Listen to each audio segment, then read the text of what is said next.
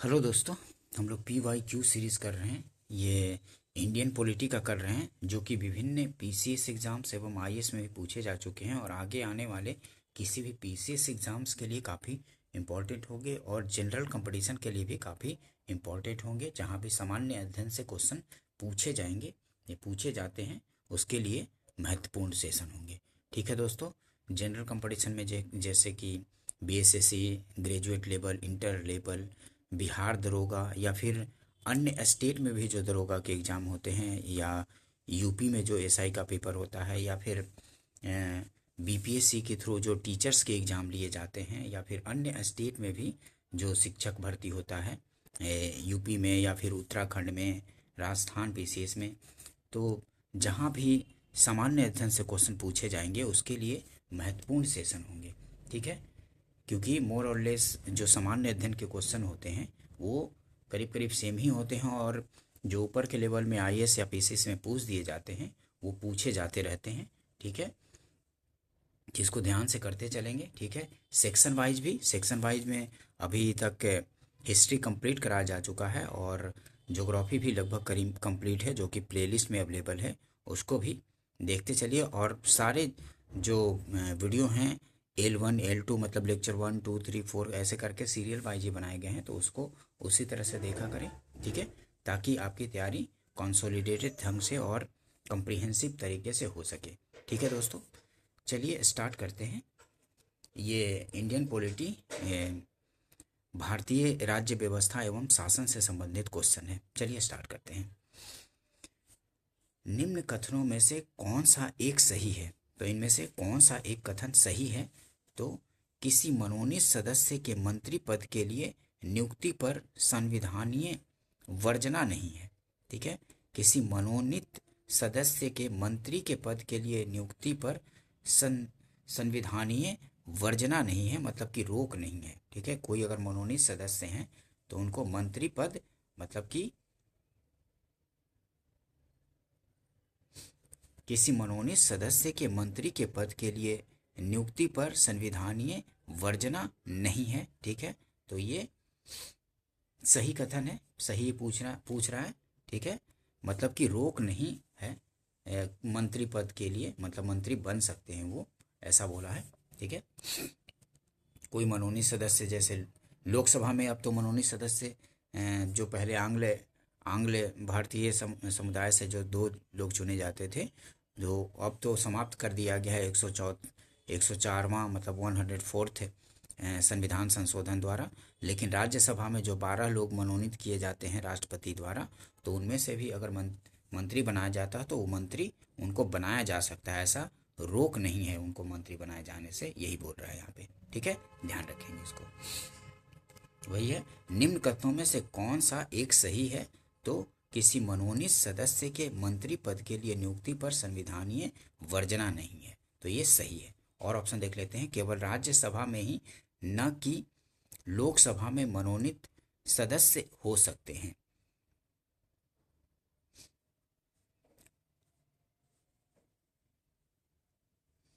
तो ये अब ऑप्शन थोड़ा सा, न कि लोकसभा में मनोनीत सदस्य हो सकते हैं, अब केवल राज्यसभा में ही मनोनीत सदस्य हैं, क्योंकि लोकसभा में जो आंग्ल समुदाय से थे उनको अब हटा दिया गया है, तो ये भी ऑप्शन हो सकता है अब।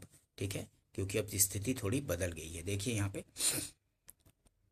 राज्यसभा में 12 लोगों को मनोनीत किया जाता है राष्ट्रपति द्वारा। देखिए दोनों सदनों में मनोनीत सदस्य होते हैं, लेकिन अब स्थिति बदल गई है। ठीक है, लोकसभा में जो 2 आंग्ल भारतीय समुदाय से होते थे उनको हटा दिया गया है।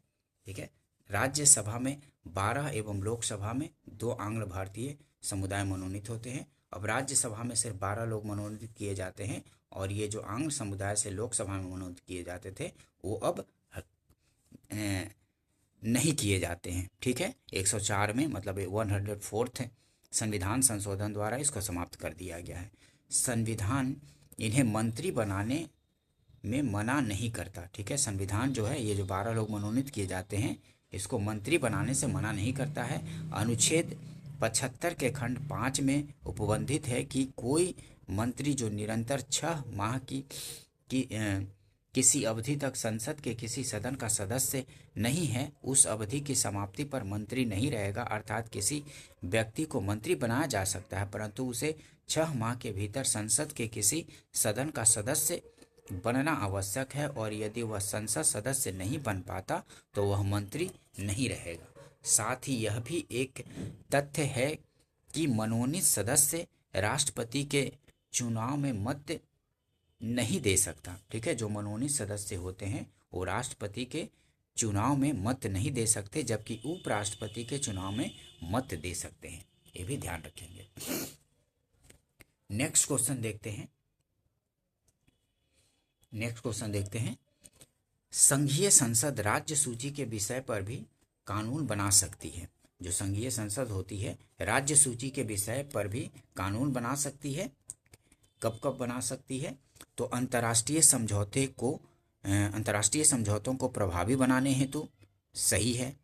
संबंधित राज्य की सहमति से, ये भी सही है। और राज्य में राष्ट्रपति शासन लागू रहने की अवस्था में, सही है। और राष्ट्रीय हित में जब राज्यसभा 2/3 बहुमत से इस हेतु प्रस्ताव पारित करे, तो ये भी सही है। तो 1, 2, 3, 4 चारों सही हो गया। तो सभी चारों आंसर सही है। ठीक है, चारों ऑप्शन सही है, तो डी आंसर हो जाएगा। ठीक है, संघीय संसद जो है राज्य सूची के विषय पर भी कानून बना सकती है। कब कब? तो अंतर्राष्ट्रीय समझौतों को प्रभावी बनाने हेतु, सही है। और संबंधित राज्य की सहमति से, ये भी सही है। और राज्य में राष्ट्रपति शासन लागू रहने की अवस्था में, तो ये भी सही है। और राष्ट्रीय हित में जब राज्यसभा 2/3 बहुमत से इस हेतु प्रस्ताव पारित करे, तो ये भी सही है। तो चारों सही हो गया, तो डी आंसर हो गया। सभी चारों सही है। देखिए एक्सप्लेनेशन, क्योंकि आसपास से क्वेश्चन पूछे जाते हैं तो एक्सप्लेनेशन से और अच्छे से समझ आएगा। देखिए, भारतीय संविधान के अनुच्छेद 253 के तहत अंतर्राष्ट्रीय समझौतों को प्रभावी बनाने हेतु अनुच्छेद 252 के अधीन 2 या 2 से अधिक राज्यों की सहमति से उन राज्यों के लिए, और अनुच्छेद 357 के अधीन राज्य में राष्ट्रपति शासन लागू रहने की अवस्था में, तथा अनुच्छेद 249 के तहत राष्ट्रीय हित में जब राज्यसभा 2/3 बहुमत से इस हेतु प्रस्ताव पारित करे, संघीय संसद राज्य सूची के विषय पर कानून बना सकती है। इनके अतिरिक्त अनुच्छेद 250 के अनुसार आपात की उद्घोषणा के प्रवर्तन में रहने पर भी संसद राज्य सूची के विषय पर कानून बना सकती है। मतलब अनुच्छेद 250 के अनुसार आपात की उद्घोषणा के अगर रहता है तो उस स्थिति में भी संसद राज्य सूची के विषय पर कानून बना सकती है।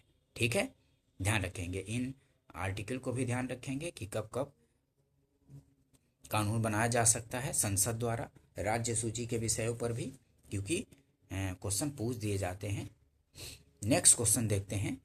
संसद राज्य सूची के विषय के संबंध में कानून बना सकती है यदि राज्यसभा ऐसा संकल्प पारित करती है। ठीक है, संसद जो है राज्य सूची के विषय के संबंध में कानून बना सकती है। कब? तो यदि राज्यसभा ऐसा संकल्प पारित करती है। बी आंसर हो जाएगा। देखिए एक्सप्लेनेशन देखते हैं।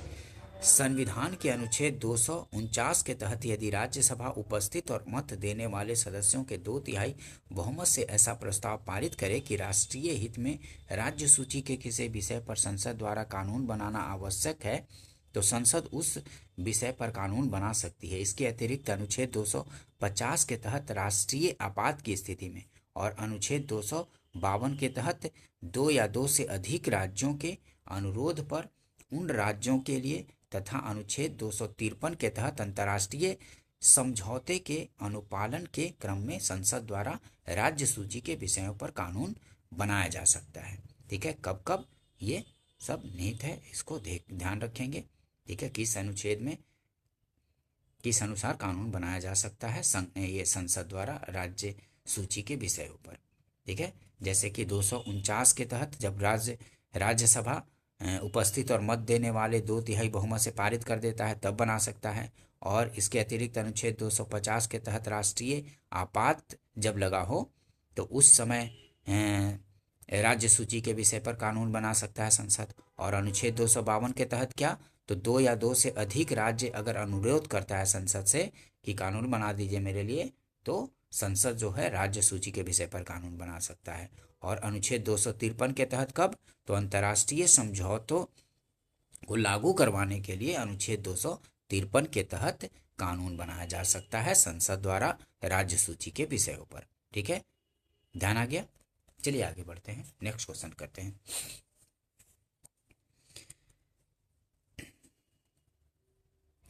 भारतीय संसद राज्य सूची के विषयों पर विधायन नहीं कर सकती जब तक, ये बोल रहा है कि नहीं कर सकती जब तक, भारतीय संसद राज्य सूची के विषयों पर विधायन नहीं कर सकती जब तक, कब तक, तो राज्यसभा प्रस्ताव पारित करे कि ऐसा करना राष्ट्रीय हित में आवश्यक है। जब तक कि राज्यसभा प्रस्ताव नहीं पारित कर देती है कि 2/3 से, तब तक कानून नहीं बना सकती है, ये बोल रहा है। तो ये सही है। और राष्ट्रीय आपात लागू हो, राष्ट्रीय आपात लागू हो तभी कर सकती है। ठीक है, तो 2 और 4 सही हो जाएगा। भारत का राष्ट्रपति उसे ऐसा करने का निर्देश न दे, ये बात नहीं। और तीसरा, विधानसभा का अध्यक्ष यह प्रमाणित करे कि ऐसा विधायन आवश्यक है, ये भी नहीं। तो क्या हो सकता है, भारतीय संसद राज्य सूची के विषयों पर विधायन नहीं कर सकती जब तक राज्यसभा प्रस्ताव पारित करे कि ऐसा करना राष्ट्रीय हित में आवश्यक है और राष्ट्रीय आपातकाल लागू हो, तब 2 और 4 सही हो जाएगा। तो डी आंसर होगा। 2 और 4 की स्थिति में संसद जो है राज्य सूची के विषय पर कानून बनाएगी। नेक्स्ट क्वेश्चन देखते हैं। अंतर्राष्ट्रीय संधियों को भारत के किसी भाग अथवा संपूर्ण भारत में लागू करने के लिए संसद कोई भी कानून बना सकती है, तो बिना किसी राज्य की सहमति से कानून बना सकती है। अंतर्राष्ट्रीय संधियों को भारत के किसी भाग अथवा संपूर्ण भारत में लागू करने के लिए संसद कोई भी कानून बना सकती है, बिना किसी राज्य की सहमति से ही बना सकती है। डी आंसर हो जाएगा। ठीक है, देखिए एक्सप्लेनेशन देखते हैं। अनुच्छेद 253 के अनुसार पूर्वगामी उपबंधों में किसी बात के होते हुए भी संसद को किसी अन्य देश या देशों के साथ की गई किसी संधि, करार या अभिसमय अथवा किसी अंतर्राष्ट्रीय सम्मेलन, संगम या अन्य निकाय में किए गए किसी विनिश्चय के कार्यान्वयन के लिए भारत के संपूर्ण राज्य क्षेत्र या उसके किसी भाग के लिए कोई विधि बनाने की शक्ति प्राप्त है। ठीक है, तो अनुच्छेद 253 के अनुसार अंतर्राष्ट्रीय संधियों को लागू करने के लिए वो संसद बिना किसी राज्य की सहमति से कानून बना देती है। ठीक है, ध्यान रखेंगे इसको, अनुच्छेद 253 के तहत। नेक्स्ट क्वेश्चन देखते हैं। अंतर्राष्ट्रीय संधियों को भारत के किसी भाग अथवा संपूर्ण भारत में लागू करने के लिए संसद कोई भी कानून बना सकती है बिना किसी राज्य की सहमति से, अनुच्छेद 253 के अनुसार। ध्यान रखेंगे इसको, कई बार क्वेश्चन पूछ दिए जाते हैं। नेक्स्ट क्वेश्चन देखते हैं। संविधान की विषय सूचियों में दिए गए विषयों के अतिरिक्त विषयों पर कौन कानून बना सकता है, तो कौन, संसद कानून बना सकता है।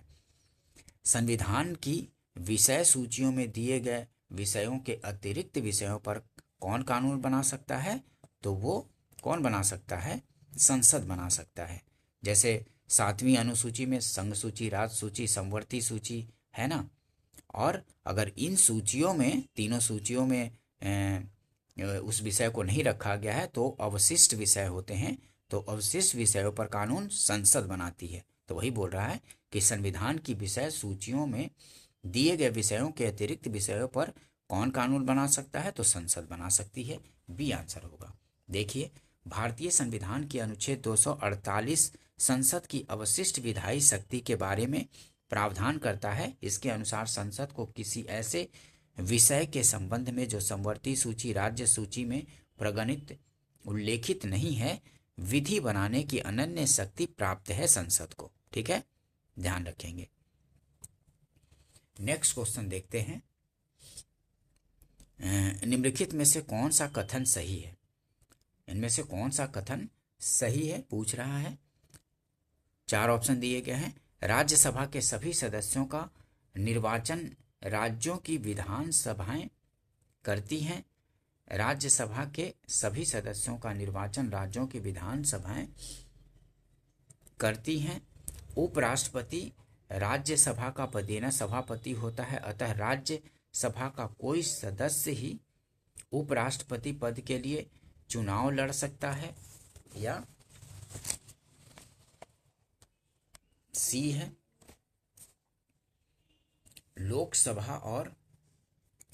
लोकसभा और राज्यसभा में एक बात में अंतर है कि लोकसभा का निर्वाचन तो कोई प्रत्याशी भारत के किसी भी राज्य से लड़ सकता है, पर राज्यसभा का प्रत्याशी सामान्यतः वहीं का होना चाहिए जहां से वह प्रत्याशी बन रहा है।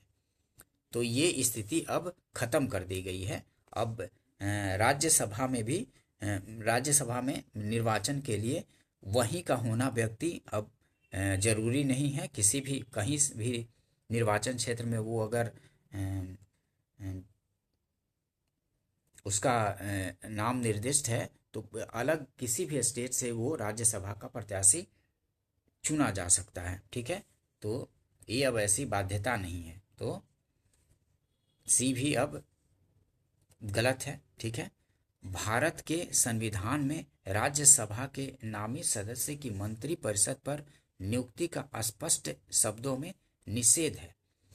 भारत के संविधान में राज्य के नामित सदस्य की मंत्री परिषद पर नियुक्ति का स्पष्ट शब्दों में निषेध है। नहीं, ऐसा नहीं है, निषेध नहीं है।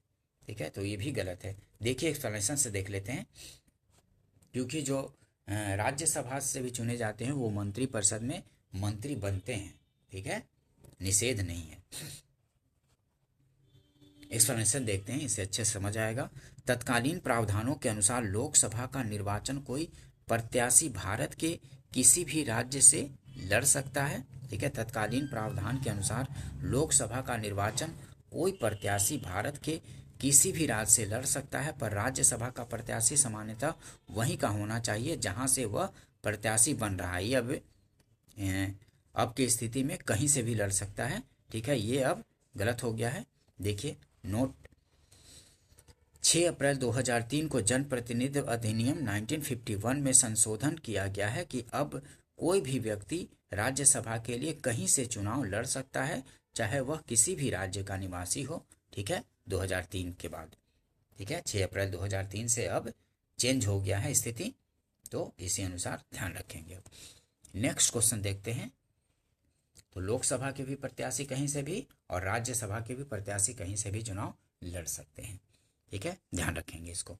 नेक्स्ट क्वेश्चन देखते हैं दोस्तों। निम्नलिखित क्रिया विधियों में से कौन सी ऐसी धन विधेयकों को अंगीकार करा लेगी जो एक बार लोकसभा द्वारा पारित किया जा चुका हो किंतु राज्यसभा द्वारा संशोधित किया गया हो?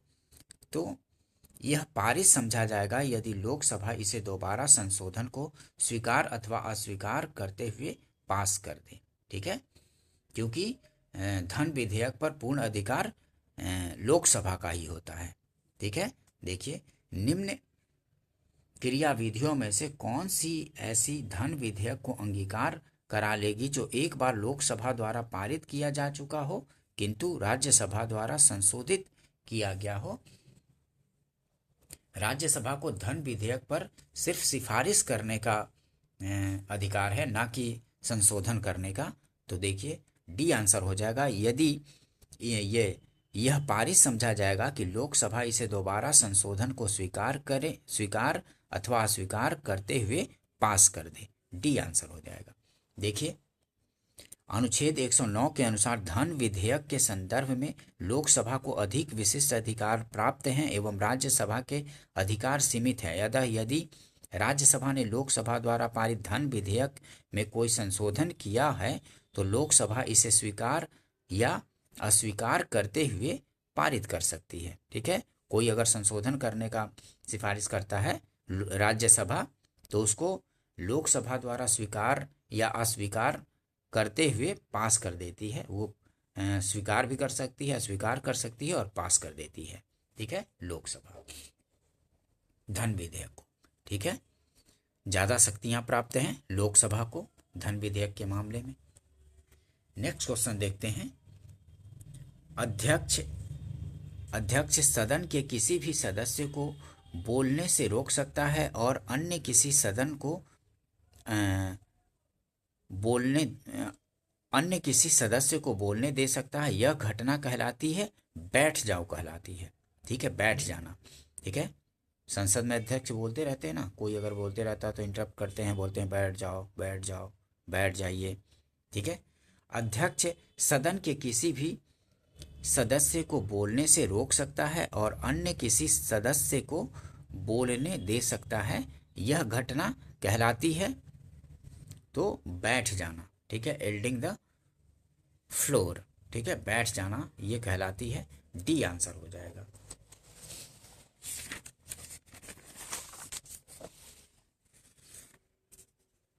नेक्स्ट क्वेश्चन देखते हैं, देखिए एक्सप्लेनेशन। बैठ जाना अध्यक्ष किसी भी सदस्य को बोलने से रोककर अन्य को बोलने के लिए कह सकता है। ठीक है, नेक्स्ट क्वेश्चन देखते हैं, शून्यकाल संसदीय व्यवस्था को किस देश की देन है? तो शून्यकाल संसदीय व्यवस्था को किस देश की देन है? तो भारत की देन है शून्यकाल। ठीक है, शून्यकाल संसदीय व्यवस्था को किस देश की देन है? तो भारत की ही देन है शून्यकाल। देखिए एक्सप्लेनेशन देखते हैं, शून्यकाल जीरो आवर विशिष्ट भारतीय संसदीय व्यवहार है। प्रश्नकाल और सभा पटल पर पत्र रखे जाने के तत्काल पश्चात तथा किसी सूचीबद्ध कार्य को सभा द्वारा शुरू करने के पहले का लोकप्रिय नाम शून्यकाल है। चूंकि यह मध्याह्न 12 बजे शुरू होता है इसलिए इसे शून्यकाल कहते हैं। संसदीय प्रक्रिया में शून्यकाल शब्द को औपचारिक मान्यता नहीं प्राप्त है। शून्यकाल में किसी मामले को उठाने के लिए सदस्य प्रतिदिन पूर्वाह्न 10 से पूर्व अध्यक्ष को सूचना देते हैं। किसी मामले को उठाने या न उठाने की अनुमति या मामले के क्रम का निर्णय अध्यक्ष पर निर्भर करता है। वर्तमान में शून्यकाल के दौरान 12 मामले उठाए जाने की अनुमति है, 20 मामले उठाए जाने की अनुमति है। नेक्स्ट क्वेश्चन देखते हैं, लोकसभा में शून्यकाल की अवधि अधिक से अधिक कितनी हो सकती है? तो 1 घंटे होता है। ठीक है, 12 से 1 बजे तक शून्यकाल होता है। ठीक है, 11 बजे से 12 बजे तक क्या होता है? प्रश्नकाल होता है। फिर उसके बाद ही शून्यकाल होता है 12 से 1 बजे तक का। ठीक है, लोकसभा में शून्यकाल की अवधि अधिक से अधिक कितनी हो सकती है? तो 1 घंटे की हो सकती है। बी आंसर होगा। देखिए एक्सप्लेनेशन, इससे और अच्छे से समझ आएगा। लोकसभा में प्रश्नकाल के बाद का समय शून्यकाल कहलाता है। मतलब लोकसभा में पहले प्रश्नकाल फिर उसके बाद शून्यकाल होता है। तो लोकसभा में प्रश्नकाल के बाद का समय शून्यकाल कहा जाता है, जिसकी अवधि अधिकतम 1 घंटे हो सकती है, जिसे 0 आवर भी कहा जाता है। यह सामान्यतः दोपहर 12 से 1 बजे का समय होता है। शून्यकाल का यह नाम 1960 और 1970 की दशाब्दी में समाचार पत्रों में तब दिया जाने लगा जब बिना पूर्व सूचना के और पीठासीन अधिकारी की अनुमति न देने पर भी कुछ सदस्यों द्वारा मामला उठाने की प्रथा विकसित हुई। ठीक है, नेक्स्ट क्वेश्चन देखते हैं, संसद में शून्यकाल का समय क्या है? तो संसद में शून्यकाल का समय क्या है? तो 12 बजे से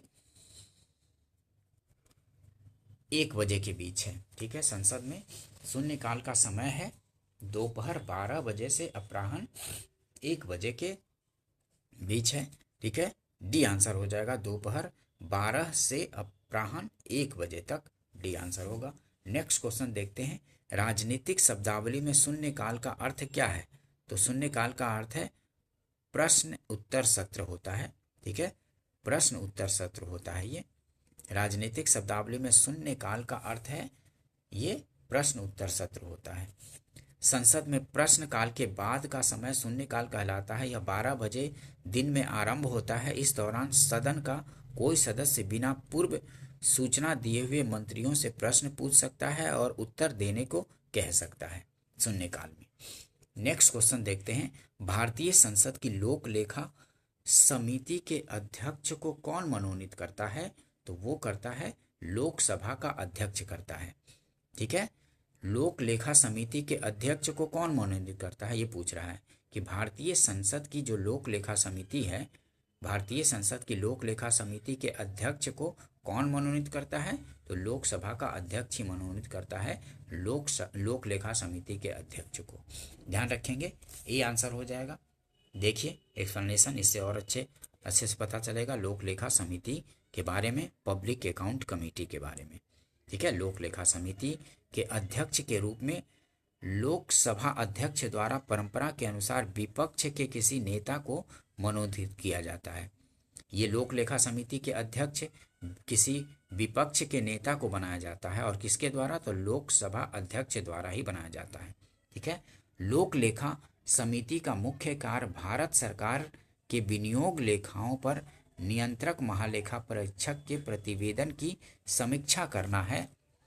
समिति में कुल 22 सदस्य होते हैं। इनमें से लोकसभा से 15 सदस्य और राज्यसभा से 7 सदस्य होते हैं। लोकसभा में कुल लोक लेखा समिति में कुल कितने सदस्य होते हैं? तो 22 सदस्य होते हैं। इनमें लोकसभा से 15 सदस्य और राज्यसभा से 7 सदस्य चुने जाते हैं। ध्यान रखेंगे इसको।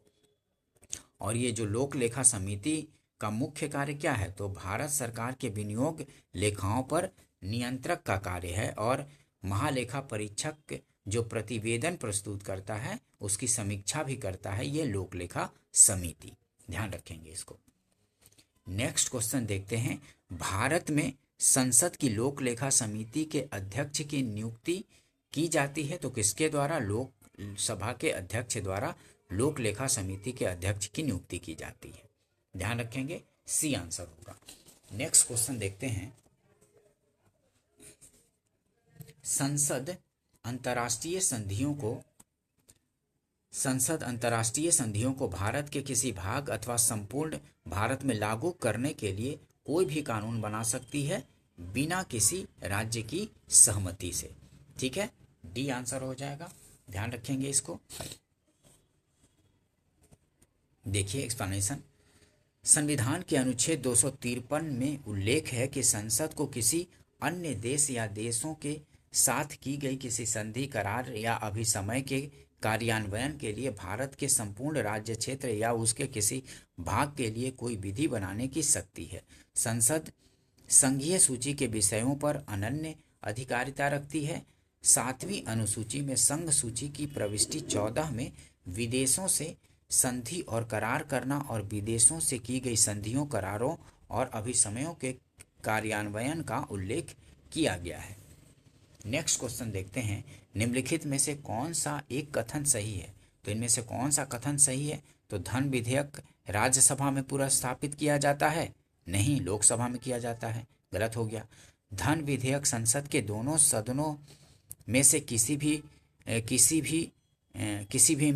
में भी पूरा स्थापित किया जा सकता है? तो नहीं, सिर्फ लोकसभा में धन विधेयक को पूरा स्थापित किया जाता है। तो ये भी गलत। धन विधेयक लोकसभा में पूरा स्थापित नहीं किया जा सकता है, यही किया जाता है लोकसभा में ही। तो ये भी गलत हो गया। धन विधेयक लोकसभा में पूरा स्थापित किया जाता है, तो बिल्कुल सही। धन विधेयक लोकसभा में ही पूरा स्थापित किया जाता है, तो डी सही हो गया। डी आंसर होगा। देखिए, संविधान के अनुच्छेद 109(1) के अनुसार धन विधेयक राज्यसभा में पूरा स्थापित नहीं किया जा सकता है। धन विधेयक लोकसभा द्वारा पारित किए जाने के पश्चात लोकसभा को उसकी सिफारिशों के लिए पारित किया जाता है, जिसे राज्यसभा मात्र अधिकतम 14 दिनों तक ही रोक सकती है। ध्यान रखेंगे इसको। नेक्स्ट क्वेश्चन देखते हैं, अगर कोई धन विधेयक लोकसभा द्वारा स्वीकृत हो जाए तो राज्यसभा इसे अधिक से अधिक रोक सकती है। कितने दिनों तक? तो 14 दिनों तक राज्यसभा रोक सकती है। ठीक है, डी आंसर होगा। अगर कोई धन विधेयक लोकसभा द्वारा स्वीकृत हो जाए तो राज्यसभा इसे अधिक से अधिक रोक सकती है 14 दिनों तक। ध्यान रखेंगे इसको। डी आंसर होगा। नेक्स्ट क्वेश्चन देखते हैं, लोकसभा द्वारा विचारार्थ भेजे गए वित्त विधेयक को राज्यसभा अधिकतम इतने समय तक रोक सकती है। तो कितने समय तक वित्त विधेयक को रोक सकती है? तो 14 दिन तक रोक सकती है। लोकसभा द्वारा विचारार्थ भेजे गए वित्त विधेयक को राज्यसभा अधिकतम इतने समय तक रोक सकती है। तो कितने समय तक? तो 14 दिनों तक रोक सकती है, ध्यान रखेंगे। डी आंसर होगा, 14 दिनों तक रोक सकती है, 14 दिन तक रोक सकती है, ध्यान रखेंगे। नेक्स्ट क्वेश्चन देखते हैं। राज्यसभा में धन विधेयक प्राप्त होने के कितने दिनों के अंदर इसे लोकसभा को वापस किया जाना चाहिए? तो 14 दिनों के अंदर। ठीक है, राज्यसभा में धन विधेयक प्राप्त होने के कितने दिनों के अंदर इसे लोकसभा को वापस किया जाना चाहिए? तो 14 दिनों के अंदर वापस किया जाना चाहिए, बी आंसर होगा। नेक्स्ट क्वेश्चन देखते हैं। निम्नलिखित में से कौन सा कथन सही है? तो निम्नलिखित में से कौन सा कथन सही है? तो धन विधेयक लोकसभा में प्रस्तुत होता है। ठीक है, धन विधेयक लोकसभा में प्रस्तुत होता है, यही कथन सही है, बी आंसर हो जाएगा। ठीक है, नेक्स्ट क्वेश्चन देखते हैं। धन विधेयक कहाँ पूरा स्थापित किया जाता है? तो लोकसभा में प्रस्तुत किया जाता है, पूरा स्थापित किया जाता है धन विधेयक को। ठीक है, धन विधेयक कहाँ पूरा स्थापित किया जाता है? तो लोकसभा में पूरा स्थापित किया जाता है, ए आंसर होगा। नेक्स्ट क्वेश्चन देखते हैं। निम्नलिखित में से कौन संसद के दोनों सदनों की संयुक्त बैठक की अध्यक्षता करता है? तो संयुक्त बैठक की अध्यक्षता लोकसभा अध्यक्ष करते हैं। ठीक है, ध्यान रखेंगे इसको। लोकसभा अध्यक्ष जो हैं संयुक्त बैठक की अध्यक्षता करते हैं। निम्नलिखित में से कौन संसद के दोनों सदनों की संयुक्त बैठक की अध्यक्षता करेगा? तो वो है लोकसभा अध्यक्ष। ठीक है, ध्यान रखेंगे इसको, डी आंसर होगा। ठीक है दोस्तों, नेक्स्ट क्वेश्चन देखते हैं। देखिए एक्सप्लेनेशन देखिए, इससे और अच्छे से समझ आएगा। भारतीय संविधान के अनुच्छेद 118(4) के अनुसार संसद के दोनों सदनों की संयुक्त बैठक की अध्यक्षता लोकसभा का अध्यक्ष करता है। लोकसभा अध्यक्ष की अनुपस्थिति के संदर्भ में अनुच्छेद 118(3) के अंतर्गत राष्ट्रपति द्वारा कुछ नियम बनाए गए हैं। अध्यक्ष की अनुपस्थिति में संयुक्त बैठक में लोकसभा का उपाध्यक्ष पीठासीन होगा। यदि वह भी अनुपस्थित है तो राज्यसभा का उपसभापति अध्यक्षता करेगा। यदि वह भी अनुपस्थित है तो ऐसा व्यक्ति पीठासीन होगा जो बैठक में उपस्थित सदस्यों द्वारा तय किया जाए। ठीक है, बैठक में उपस्थित सदस्यों द्वारा तय किया जाए वैसा व्यक्ति पीठासीन होगा। ठीक है, ध्यान रखेंगे। नेक्स्ट क्वेश्चन देखते हैं। जब संसद के दोनों सदनों की संयुक्त बैठक में कोई विधेयक निर्दिष्ट रेफर किया जाता है तो इसे किसके द्वारा पारित किया जाना होता है? तो उपस्थित तथा मत देने वाले सदस्यों का साधारण बहुमत से पारित होता है संयुक्त बैठक में। ठीक है, देखिए जब संसद के दोनों सदनों की संयुक्त बैठक में कोई विधेयक निर्दिष्ट रेफर किया जाता है तो इसे किसके द्वारा पारित किया जाना होता है? तो उपस्थित तथा मत देने वाले सदस्यों का साधारण बहुमत से पारित होता है, ये आंसर हो जाएगा। देखिए एक्सप्लेनेशन। यदि दोनों सदनों की संयुक्त बैठक अनुच्छेद 108 में कोई विधेयक संशोधन सहित दोनों सदनों की उपस्थित और मत देने वाले सदस्यों की कुल संख्या के साधारण बहुमत से पारित हो जाता है तो इसे दोनों सदनों द्वारा पारित समझा जाता है। ज्ञात हो कि अनुच्छेद 108 के तहत संयुक्त बैठक की प्रक्रिया सामान्य विधेयन तक ही सीमित है। संविधान संशोधन हेतु यह नहीं लागू होती है। संविधान संशोधन के लिए, जब कोई संविधान में संशोधन करने के लिए विधेयक हो तो उसके लिए संयुक्त बैठक नहीं आता है। ठीक है, उसके लिए संयुक्त बैठक का प्रावधान नहीं है। इसके लिए दोनों सदनों को अलग अलग से ही पारित करना पड़ता है। संयुक्त बैठक संविधान संशोधन के लिए नहीं लाया जाता है, ध्यान रखेंगे इसको। नेक्स्ट क्वेश्चन देखते हैं। संसद के दोनों सदनों की संयुक्त बैठक की अध्यक्षता कौन करता है? तो कौन करता है? स्पीकर करते हैं, लोकसभा के अध्यक्ष करते हैं। नेक्स्ट क्वेश्चन देखते हैं। निम्नलिखित में से कौन लोकसभा तथा राज्यसभा के संयुक्त अधिवेशन के में सभापतित्व करता है? तो वो है स्पीकर, लोकसभा अध्यक्ष। नेक्स्ट क्वेश्चन देखते हैं। भारतीय संसद के दोनों सदनों की संयुक्त बैठक की अध्यक्षता करते हैं तो वो लोकसभा के अध्यक्ष करते हैं। काफी इंपॉर्टेंट क्वेश्चन है, बार बार रिपीट होते हैं। निम्नलिखित में से कौन संसद की संयुक्त सत्र की अध्यक्षता करने हेतु अधिकृत है? तो वो है लोकसभा का अध्यक्ष। डी आंसर होगा। नेक्स्ट क्वेश्चन देखते हैं। संसद के दोनों सदनों की संयुक्त अधिवेशन आयोजित होता है, क्यों आयोजित होता है? तो भारत के राष्ट्रपति के निर्वाचन के लिए नहीं, भारत के उपराष्ट्रपति के निर्वाचन के लिए नहीं, और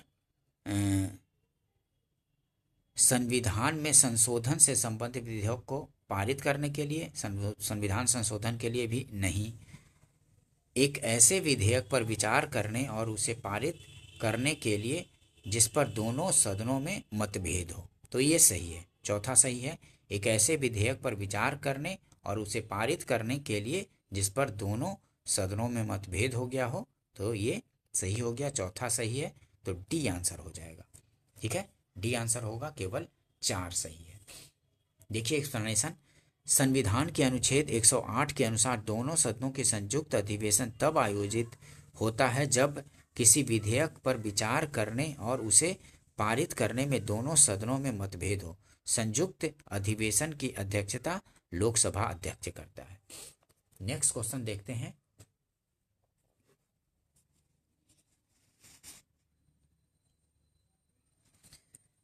निम्न कथनों पर विचार करना है, निम्न कथनों पर विचार कीजिए। भारत में संसद के दोनों सदनों की संयुक्त बैठक अनुच्छेद 108 में संस्वीकृत है, संस्वीकृत है, मतलब 108 में है संयुक्त बैठक का प्रावधान, यही पूछ रहा है। भारत में संसद के दोनों सदनों की संयुक्त बैठक अनुच्छेद 108 में संस्वीकृत है, तो सही है। नेक्स्ट, लोकसभा तथा राज्यसभा की प्रथम संयुक्त बैठक वर्ष 1961 में हुई थी। तो लोकसभा तथा राज्यसभा की प्रथम संयुक्त बैठक वर्ष 1961 में हुई थी, ये भी सही है। प्रथम संयुक्त बैठक 1961 में ही हुई थी। और तीसरा क्या है? तीसरा है भारतीय संसद के दोनों सदनों की दूसरी संयुक्त बैठक बैंक सेवा आयोग निरसन बिल को पारित करने के लिए हुई थी, तो ये भी सही है, तीसरा भी सही है, तो डी आंसर हो जाएगा। 1, 2 और 3 सही है। देखिए, भारत में संसद के दोनों सदनों की संयुक्त बैठक का प्रावधान अनुच्छेद 108 में वर्णित है। लोकसभा एवं राज्यसभा की संयुक्त बैठक दहेज निरोधक विधेयक पर 6 मई 1961 को आयोजित की गई थी और यह प्रथम संयुक्त बैठक थी। ठीक है, दहेज निरोधक विधेयक पर 6 मई 1961 को, ठीक है, और प्रथम संयुक्त बैठक थी ये। और द्वितीय संयुक्त बैठक बैंक सेवा आयोग निरसन बिल को पारित करने के लिए 1978 में आयोजित हुई थी तथा तृतीय संयुक्त बैठक पोटा 2002 के लिए आयोजित की गई थी। ठीक है, नेक्स्ट क्वेश्चन देखते हैं। भारतीय संसद के दोनों सदनों की प्रथम संयुक्त बैठक हुई थी, तो किसके लिए? तो दहेज उन्मूलन विधेयक के संबंध में हुई थी प्रथम संयुक्त बैठक दोनों सदनों की 1961 में। ध्यान रखेंगे, भारतीय संसद के दोनों सदनों की प्रथम संयुक्त बैठक हुई थी 1961 में दहेज उन्मूलन विधेयक के संबंध में। ए आंसर हो जाएगा। ठीक है दोस्तों, अगर सेशन पसंद आया हो तो इसको लाइक कर लीजिए और अपने फ्रेंड सर्किल में इसको शेयर भी कर दीजिए जो तैयारी कर रहे हैं बच्चे, और सब्सक्राइब भी कर लीजिए ताकि इस तरह के इंपॉर्टेंट वीडियो किसी भी सब्जेक्ट और भी सब्जेक्ट का जो डालूं तो आपको नोटिफिकेशन मिल सके और आपकी तैयारी और भी बेहतर हो सके। ठीक है दोस्तों, मिलते हैं नेक्स्ट वीडियो में। वीडियो देखने के लिए थैंक यू दोस्तों।